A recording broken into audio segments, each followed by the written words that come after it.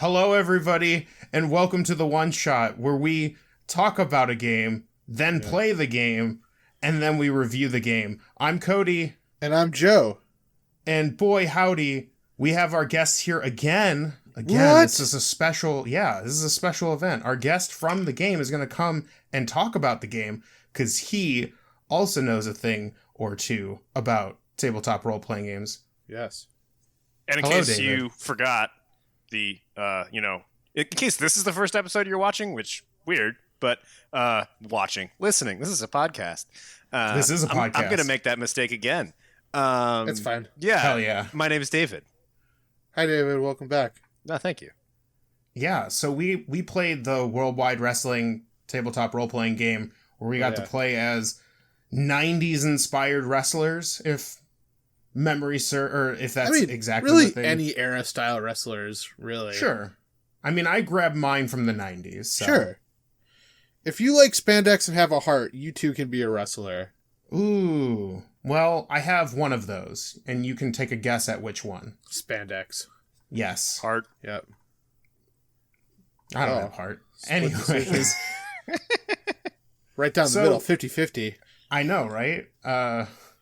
So we talked about our hopes and expectations in the very first episode of this game. And now that we've played it, I actually am a little torn, if you will. I think some of my expectations were a little different than what I received from the mechanics of this game. Sure. I think I'll start since I'm the one talking. Go for it. So in our first episode, we talked about momentum, and it's like it might be the single most crucial stat point thing that you need to acquire in this game. Yeah. And I didn't realize how important it was until we actually did the episode, because I didn't realize that having 0 momentum just meant that the game ended and that the wrestling match was done. Holy shit. I don't know if I necessarily enjoy that, or maybe it was just because I rolled so poorly that I only ever had 2 max at any given point. But I often found myself with momentum kind of trying to hold on to them, but not being able to. Sure. I feel like the little cheat sheet that we use could have done a better job explaining what you were going for as a player, and it explained what all the stuff did mechanically, but it didn't tell you about how it interacted and what that if you angle for heat you can get this, if you angle for audience you can get this, if you angle for momentum that gets you this. Just having a little almost you could fit it on an index card of what does all this stuff really do. Just what you can quickly glance at and be like, okay, I think I want to go for this sort of thing right now. Even just a short description of what each, because there's momentum, there's heat, and then there's audience. Mm-hmm. Yeah. And they all have different aspects. And half the time I'm sitting here going, all right, I know I need momentum, but what the fuck does heat do again? And I know it's not a lot of stats, but it's definitely for the first time, a cheat sheet would have been nice to at least let me know, hey, this will improve, different, or you're allowed to do different moves using heat instead of whatever the stat is. Sure. I think this kind of, segues into something that I noticed. This is the second Powered by the Apocalypse game I've played. Mm-hmm. I've played Monster of the Week with both of you previously in the BP times before podcast. Yeah, true. And I've watched some Dungeon World. And in those two games, the dictum of the game seems to be narrative first.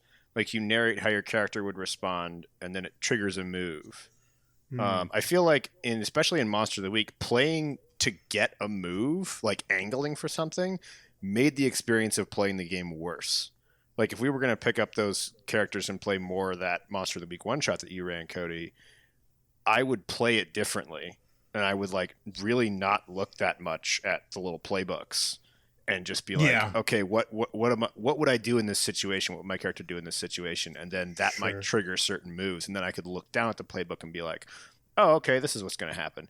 And I think that's the best way to play those games. But this game is very different. I was angling for a move all the time. I'm not sure if that's good or bad, or even just a function of my play style or lack of experience in these games. But it's just something that I noticed as compared to other PBTA games. Sure. Well, I know for me, and this will come out after all of them have come out, so you'll have, if you haven't watched the actual game, you should, but in the finale, I was so low on momentum that I was trying to angle for something to like put me back in. Yeah. Because I was just rolling like dog shit the entire time, like after my solo game. And I just could, like, it almost felt crippling to angle for a move, but like I felt like that was like my natural go-to for this game, because you kind of like want to play to your strengths. Like, I don't want to roll with a -2 on my look, because like if you're bad at it, does your character do it that often in the first place? Like, I almost feel like the stats are also kind of a defining feature of you. Yeah. At least that's how I play tabletop role-playing games. Like, if I'm someone with high charisma, I should be trying to be charismatic. Sure.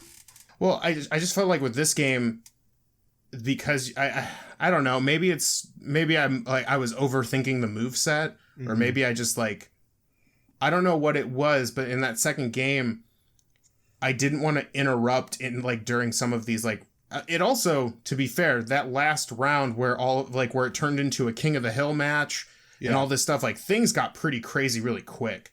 And it was actually just more like, at one point I was more entertained with what Black Eye Bonnie was going to do rather than Mr. Pillar, because I eventually was like, you know what? I really want Black Eye Bonnie to win. So maybe I'll just kind of like pretend like I'm doing stuff, but ultimately just kind of like let David take over, because like I was just more interested in how things had played out.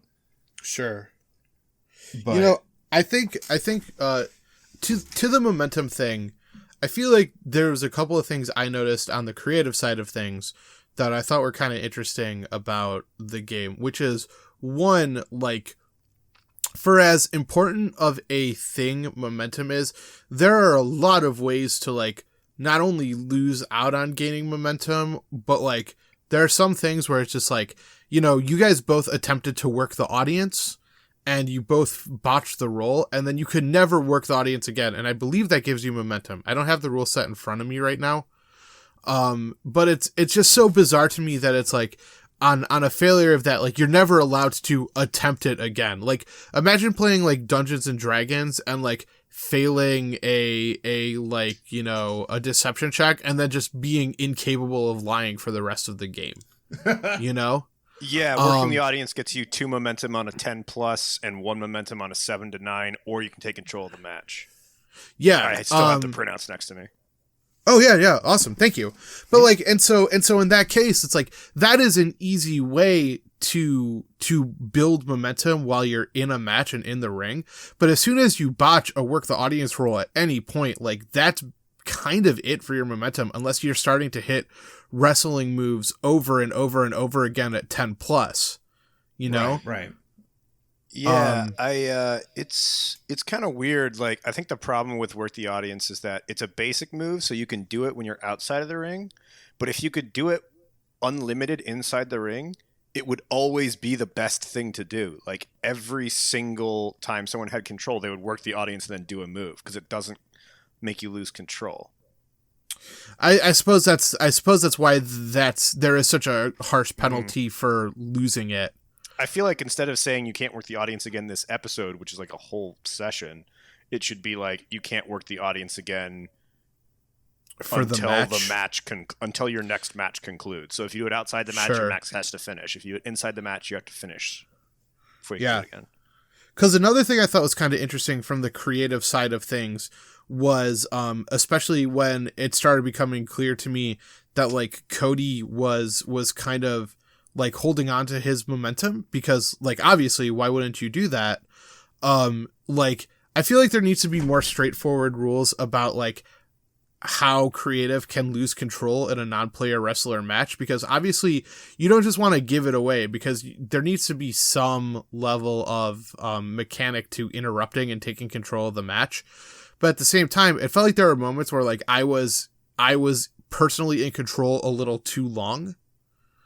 And yeah, that was another point that I had about this, and I don't know, when I read the rules, it like in my head I didn't think of it at the time, but it didn't really seem to explain this weird NPC PC interaction where while you're in the ring, like I wasn't sure when was acceptable to interrupt, and like I was like at one point I was like expecting to eventually have the NPCs give it back because we have to give it back on botched rolls. So I was like expecting some kind of mechanic there where, if I'm holding on to one momentum, like I'm going to try to hold out as long as I can. Exactly. To see my turn. And it was just interesting that there was none of that. So like, at least for me in that last game, like I ended up I basically didn't play the second half because I was like, well, I don't want to end the match for myself because I want to win the King of the Hill match. Sure. Right. I get that. Go ahead, David. I was going to say, I feel like this is something that I wrote down too in my notes. Like, I feel like there should be, maybe I missed it and there is, but I feel like there should be a move to like pass control to a wrestler and gain heat with them. Like, yeah, I'm wondering if that's in like I would have done that like immediately, because I know that like Mr. Pillar really got kind of shafted in the Fatal 4-Way. Like, you just didn't have a whole lot to do. And I was sitting there thinking, like, okay, I have control. I kind of want to get it to a point where I can involve these other characters and have something interesting happen, as opposed to me just being like, and then this happened. And so I kind of wanted a move that would let me do that. And I'm looking through here on wrestling, and giving control. Well, you can. Okay. Yeah, you can give your opponent control if you hit a move, and then you can give it to them and then gain +1 momentum. So maybe I just should have been doing that more. Well, I also feel like I was rolling really good. That's why I rolled like 2 10 pluses, and you can't give away control if you were rolling really hot, and so like from a narrative perspective or from like a game perspective, like there was no way, and I could tell on a couple of moments you were attempting to, and then you would roll like a natural 12. Yep. And then suddenly it's like, okay, like I know David wants to do this, I would like to attempt to do it, but like the rules as written are kind of blocking Cody out at this moment.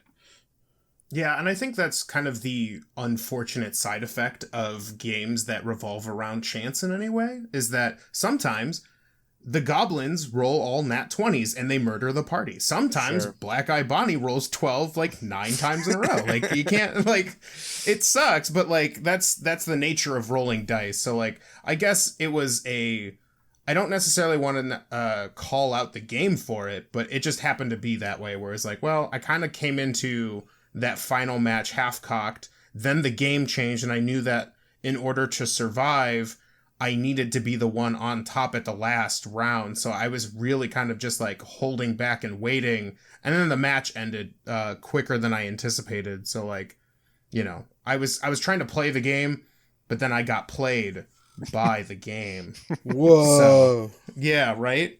How profound. Yeah. But overall, I really enjoyed, I mean, these are all, in my opinion, these are kind of smaller things. Like, these are just kind of like weird interactions that might either be a result of like the kind of randomness that random dice happen to give out, or something to that effect. But I really enjoyed for being a non-wrestler, my wrestling background goes just about the N64 WEW versus WWF wrestling. So like polygons smacking each other. That's about it. And like Macho Man Randy Savage. But I had fun like just experiencing this whole pastime that I've never experienced before. It was pretty wild to like read up on it and like be one of these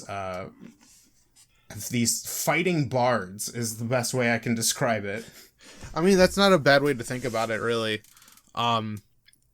Yeah, if I could just talk for just a second from like a creative standpoint, creative perspective. Yeah, I'm actually super curious about how this all played out for you, because I know like your goal is to make it look like everything worked out like as planned. Yeah, which I know didn't, it did not. But like you pulled off a really good like, oh yeah, this was supposed to happen. So like, in my opinion, it worked. It was really cool. Yeah, but yeah. I want to hear how it was on the other side of the screen. So I will say first off, this, you'll hear me, I don't know if I actually straight up say, I mean, we've said it before. This was my first time, DMing, game mastering, being creative, what have you.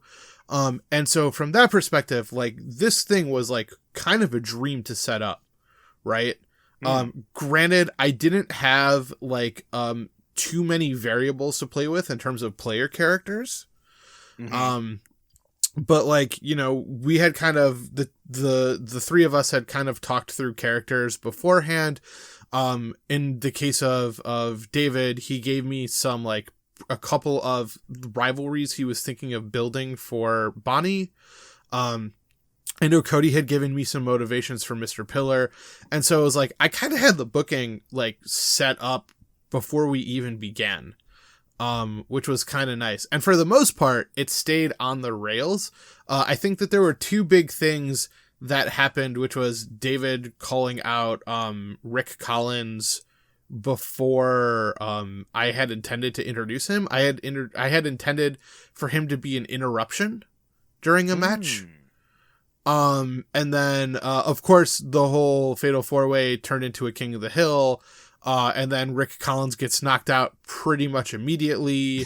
That was my first 10 plus, was just like, get out of here, nerd. Well, and it was hilarious, right? Because it's like, you know, he is the golden boy. He's the next big thing, yada, yada, yada. And then like, here he is getting knocked out. And, you know, I had always intended him to lose, that final match. And I think that, outside of the fact that I had to learn King of the Hill rules in, 4 seconds. I was kind of excited by getting the Smiths involved at the end. I had not intended for the Smiths to be involved, which I thought was kind of cool. But yeah, it was just a lot of fun coming up with different characters, personalities. I had a lot of fun writing the songs and things like that. I feel like in terms too of pacing, it's a fascinating game because like there are multiple ways in which a match ends, if that makes sense. So the first one is a character runs out of momentum. The next one is like a character interrupts or something like that. And then the last one is just like it reached the conclusion you were intending it to reach. Right. So it's like, in my mind, I could say like this match will be no longer than 10 minutes. And I am in complete control of that.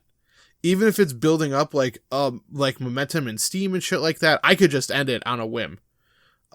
Which I thought was fascinating to me. I think that, you know, in any case, like a game master would see like if something was really hot, something was really working, to like maybe not kill it because that might kill some creative and some fun around the table. Or, you know, the other thing too, or like maybe a match is going really well, but that person's out of momentum now. What do you do? But I would say that like as a first time GM, I feel like this was a fun game to start out with. Just because like building the encounters wasn't super difficult. And then, yeah, I mean, these books lay out some pretty, in my mind, like logical lineups for like how to handle situations. You have your soft moves, you have your hard moves. Hard moves are triggered on certain things. Soft moves are triggered on certain things. I feel like it's a good way to ease you into understanding how like the strings of it are pulled, if that makes sense. Right. Yeah. Yeah. So those are my big thoughts. I think it was, man. I think it was yeah, a great. For real. Thank you. I mean, I've someone been who playing had them long to- enough. Yeah, I mean, for somebody who had to, I basically told you, hey, for the first one shot, we're gonna, you're gonna be the game master for it. Like, you had several weeks to prepare for not only your first just general GM session, but also with the caveat that this is going up on YouTube and it's gonna, be places for people to hear. Like, bravo, man, you crushed it for having that much pressure on you on your first time. I know I would have, 6-7 years ago, I would have caved under that pressure. But I think like looking at it too, it's like there were definitely moments where like I was sitting there and like my mind was running a little bit about certain aspects of things, like, is this working? Is this working? Is this working? But I feel like because of the fact that I necessarily, and then at one point I did straight up break the rules and did a non-player wrestler dice roll, because I feel like that is important for a King of the Hill match, is retaining, because like, so I started rolling for the non-player wrestler. I'll say one of the things that I thought as I was watching you guys play is I think that there's a big mistake in not having any level of character or like stat optimization for the wrestlers. Because as you were saying, Cody, like almost all of them have a -2 to something. Whereas like with other Apocalypse games, there are like, you can choose from 3 or 4 stat blocks. And I thought it was weird that this one was so limiting. Because I feel like it really pigeonholed your character into doing particular things. So if you guys have thoughts about that, because you were the players, that was just my observation from the other side of the screen, if you will. I have thoughts about that, but Cody, if you had anything. Yeah, I was looking at my moves, and the monster moveset is a little, like, in my opinion, is kind of weak. Because one of them is literally just like gain +1 power, and I was like, oh, that's got to be sweet. But I think that helped me once in that whole game. And the other 2 moves were basically use power instead of look outside of the match, and then something about, I don't have it in front of me, but it in that moment, like in the brain space, it was roll your worst stat to do something good. So, like, my chances of rolling that thing, unless I was outside of the ring, was super bad. Like, I was never going to succeed on that roll. Like, your average roll is a 6, and you need a 7 to just barely make it with a -2. Like, I have to roll pretty good. Technically, the average roll is a 7. Well, if it is a 7, then rolling with a -2 means I need to be rolling like fire, and I knew that I wasn't going to that night. Or any night. Yeah, I mean, that's, Ouch. Historically speaking, I roll like absolute dog shit for... when you're a player. When I'm a player, yeah. When you're a DM, your monsters crit all the time. Yeah, I'll crit day and night as a DM. Like, holy shit. Like, not even like fudging die or like being fuck you guys. Like, it's... Like, I'll just crit and I'll be like, I am so sorry. Why is all my crits coming out here and not the on a kobold player? murders you. Right. Embarrassing. Or that time I got Count Dooku'd by a random guard. Anyway. Yeah, absolutely. That's very true. In one shot we did, your character jumped into the first combat encounter and literally died in like turn 2 or 3. Oh, God. It was glorious. Absolutely. But yeah. I would say... Go ahead. One last thing, and then I'll give the floor to you. And I would like to ask the both of you the same question. I would love to do this every now and then as a one-shot. I don't know if I could ever see myself running this in a campaign-style game. Just personally speaking, this was fun, and I enjoyed making Mr. Pillar and all that, but like, I don't know if I could do this every other week, where I'm playing the same character who I had fun playing Mr. Pillar, but I did not care whether or not he quote unquote advanced in the game's like leveling up system. And like, I knew I wasn't like the rules to get an advancement are so like at least for me, hard to achieve because like I was just rolling super bad that like I would do this as a one shot all day, every day. But having to like see the career of Mr. Pillar feels like he would just like quit before he ever got any better. So, David, what were your thoughts? In terms of, I also have some thoughts on that question you just posed, quite a few, but we'll start with Joe's thing about the stats and it seeming kind of low customization. I kind of agree and disagree. I didn't mind too much that there were clear penalties to a number of the wrestlers, and it's clear the starting stats are clearly designed for you to do your customization as you rise in your career, like a rising star, as opposed to you have pretty good stats when you start out. Like everyone's starting stats are kind of garbage. That's fair. So I think that's actually kind of interesting. I actually think that they could do a lot more with that, because this kind of segues into, I actually liked all the stuff that was out of the ring more than the stuff in the ring.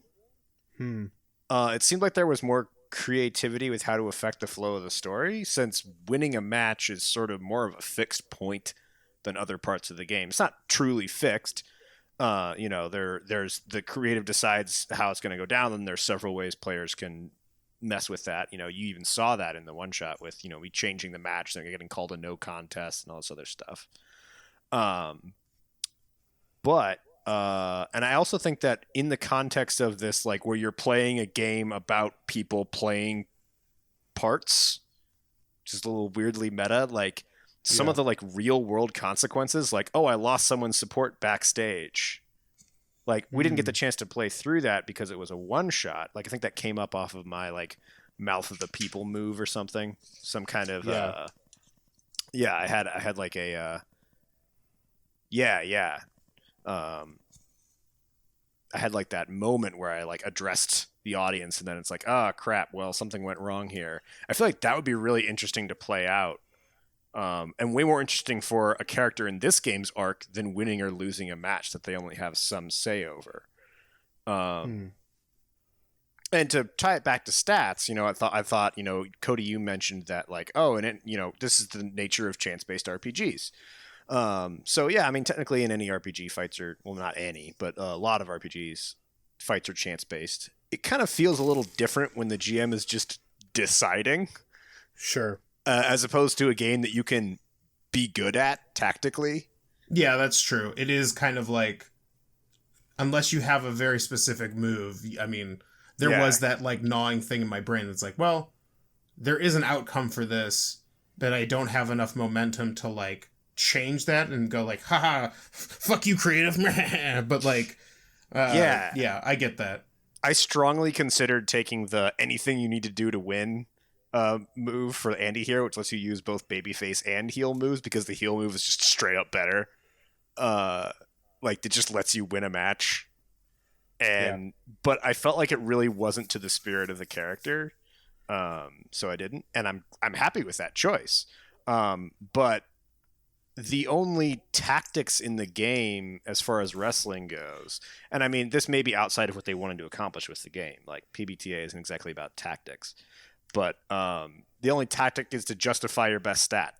And with an extremely freeform fighting mechanic where you can just narrate whatever you want, you can always justify your best stat. In most cases, I only rolled either heat or power, because I had a +2 to power. I kind of really wanted a stipulation where you can't use the same stat for a wrestling move twice in a row.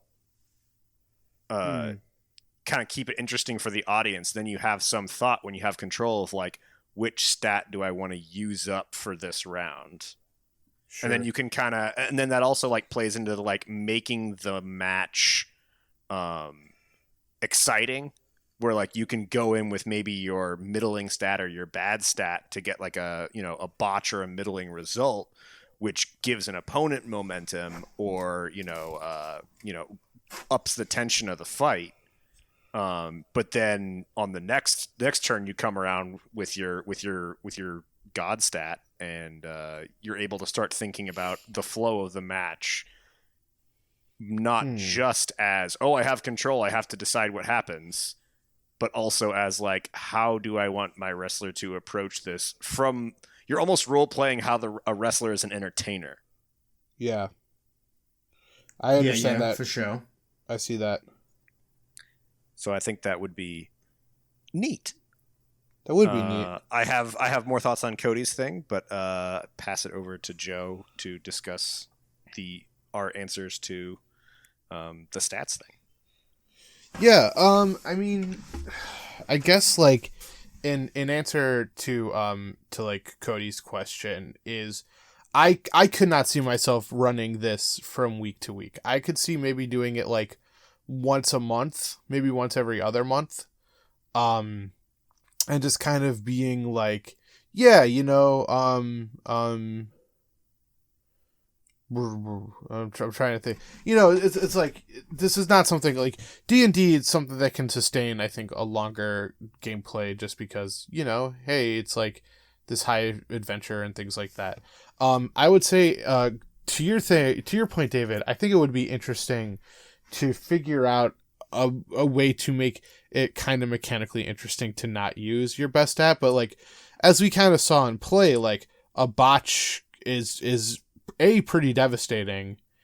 And then like, if you don't have the momentum for it, if you're not hitting really high moves, and who knows, maybe I like, you know, maybe it was not necessarily smart to wait and have you guys in a match together at the same time. I wanted the announcer mechanic to kind of move in. Oh my god, that was so good. Yeah, arguably the best role playing that the three of us combined have done in our entire career. I might agree with that.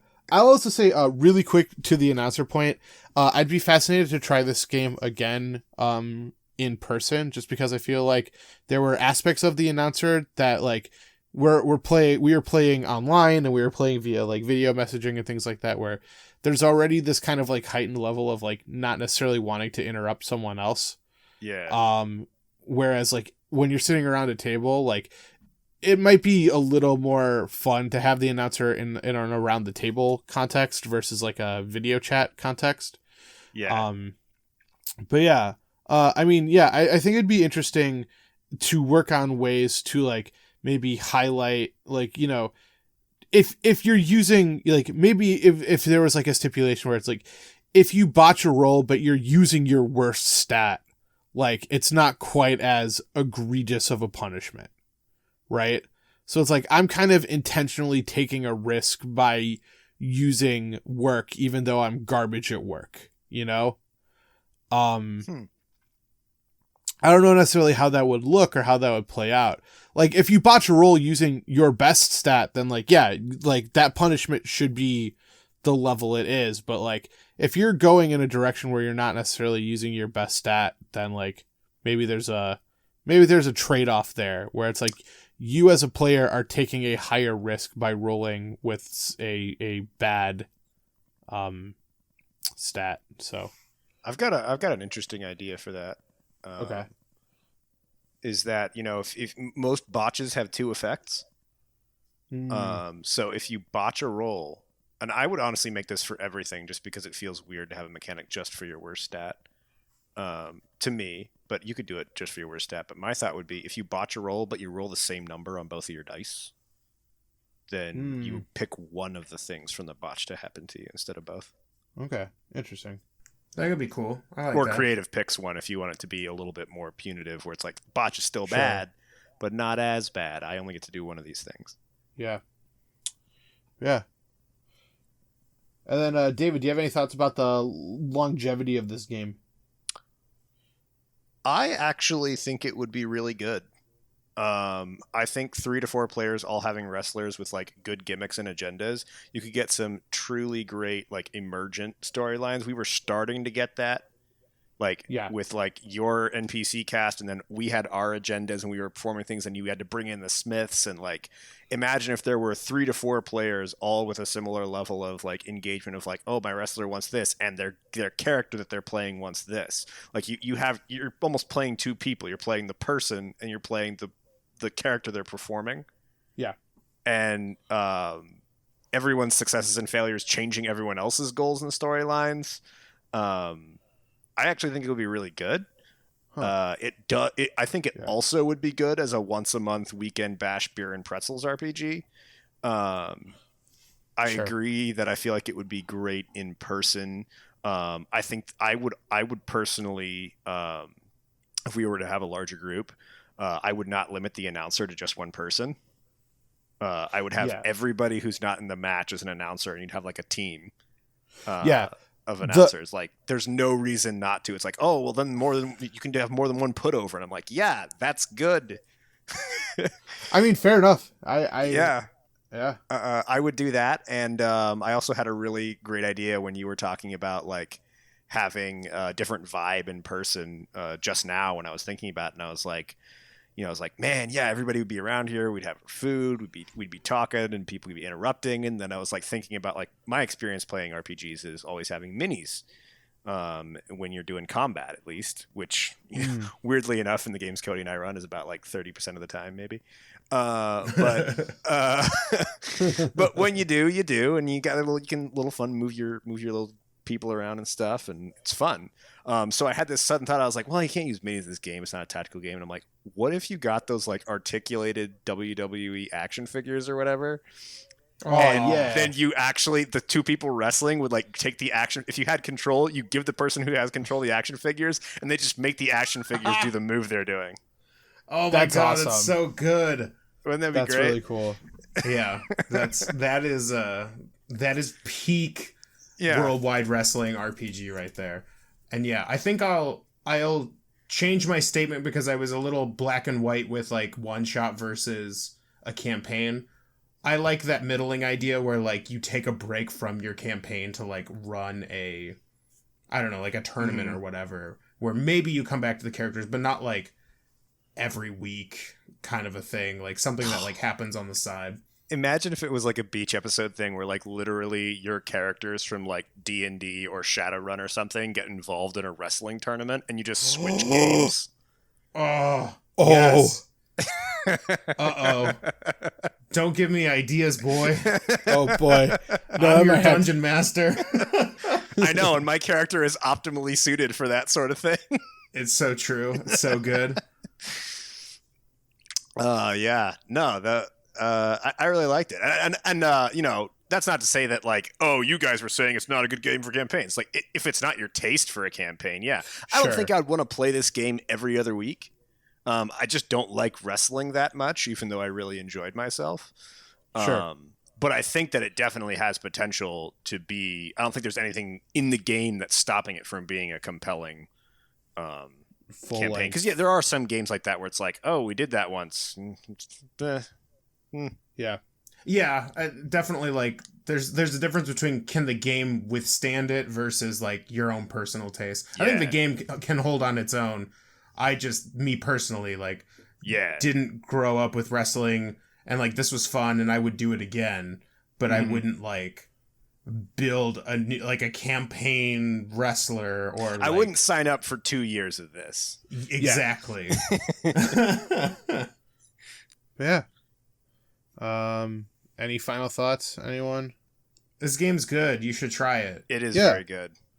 I would say, as a first time GM, I think you'd be hard pressed to find a game that helps you out more than this one. So, hey Cody. Oh wait, first off, thank you so much, David. Yeah, you're welcome. Is there anything fantastic? Is there anything you would like to plug on the show? Well, my Twitter's at Ballin Comics, BALAN, the word comics, all one word, no capitalization. Keep an eye there. There will be new things coming shortly. Awesome. Ooh. And I like it. Cody, if people like listen to this episode and they enjoyed it and they wanted to learn more, where's a place that they could do that?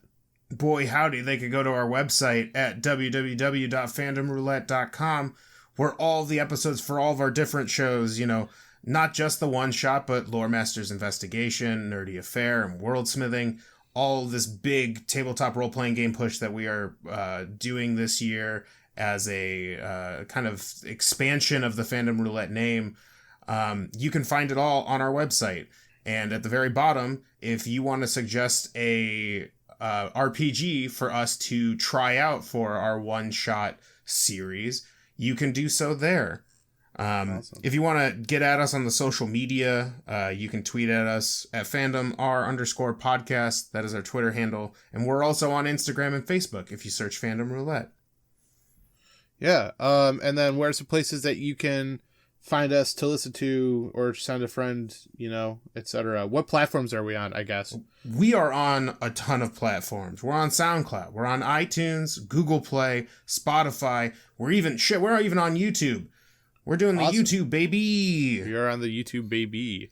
And we're also on your RSS podcatcher apps and things like that. Awesome. Yeah, and as always, please remember to rate, review, and subscribe. Slam the bell, smash leave a comment, all that good stuff.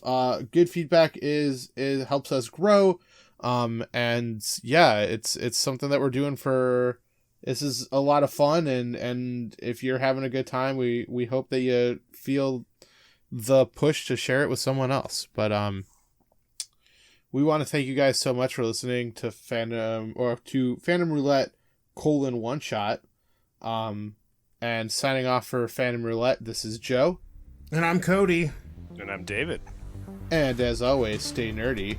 Stay super nerdy.